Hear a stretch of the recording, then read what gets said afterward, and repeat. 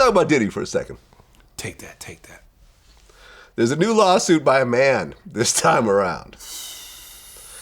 And in the lawsuit, he implied that Meek Mill and Usher were part of these freak-offs that he's so infamous for. Let me ask you, is this still doubtable at this point that Diddy is,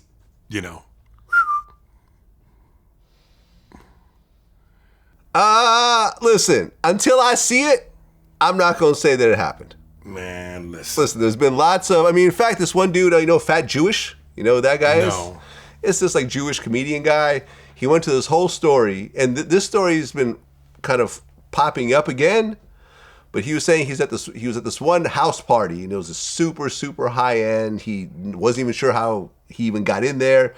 But as he was walking around, I think he was trying to find the bathroom, and he walked into a room, and it was Diddy and this gay DJ named Felix the House Cat, and they were like spooning, according to him. And he said that Diddy saw him, and their eyes kind of locked, and they tried to get him to say that he was joking or whatever else, but he kind of keeps saying the story over and over again. And I looked up, Felix the House Cat is an openly gay DJ. That part is established. I don't know.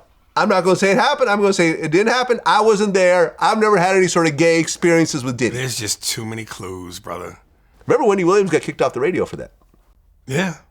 When she brought up and said that there's some, she has some sort of gay proof, Puffy called and said, you either get rid of her or I'm suing. They got rid of her. But that was probably at the apex of Puff's powers. Yes. Yeah.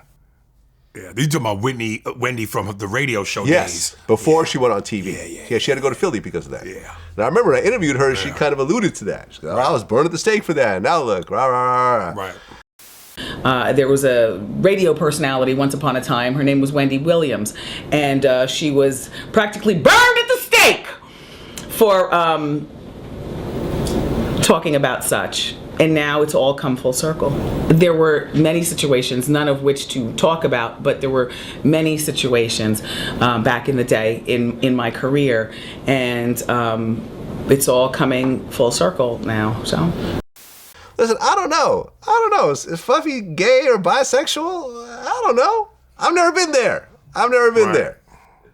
If it looked like a gay club, smelled like a gay club, it's probably a gay club. But there's a story I've recently been telling about Diddy.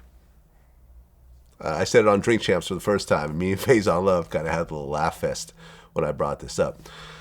I was at a club. This was years ago. This was maybe 2006 or so. At the time, I was a broke DJ. So when you're broke, you kind of depend on merch. Mm-hmm. These companies giving you free clothes, so you could look kind of fresh without having to spend a lot of money. And there was this company named Stalin Dean. They did these really dope throwbacks. With teams that didn't exist anymore. So they're running this whole kind of series with these old Negro League teams. Right. And there was a team called the Brown Bombers. And my man Rikers, who worked there, was really really cool with me. So he gave me this Brown Bombers jacket with a matching hat. And it was like, I was feeling myself. I'm like, okay, like no one else has this. Like, yo, I'm about to go hit the club with this. So I was out in the club, and Puffy was in the club as well. And this guy approached me, and he was like, yo, man, I work for Puffy. Oh, okay, cool. What's up? He goes, hey, man, Puffy really likes that jacket you're wearing. Take that. He's wondering if you want to sell it to him. You had to pay him in dick?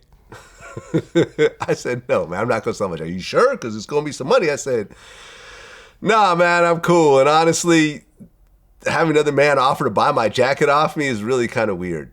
If you ask me, nah, I'm cool. No thanks. I'm going to be, hold up now. Objection. I don't see that as a weird thing. Listen, if you a rich motherfucker and you go, yo, that fucking jacket hot, and you go, I'll give you $5,000 for a jacket that probably costs maybe half that, if that. You wouldn't sell it? And that make them gay? I didn't say he was gay by saying that. At no point did I say this was gay. But why do you find that weird? Because one thing about rich motherfuckers, they used to getting what they want when they want. That's part of the power of being rich. I guess in retro, I just felt it was kind of disrespectful. I felt like... Disrespectful would have been if his boys beat you up and took the jacket. Right. He offered you money. He offered me money. I guess all he had to do was say, "That's a dope jacket. Where'd you get it?" And then the next day, he goes and gets that jacket. But maybe he doesn't want to go the next day. Maybe he wants to wear the motherfucker right now. And because it's a dope jacket and he's who he is, that adds to his dopeness. Yeah. I don't think that's weird at all. I thought it was weird.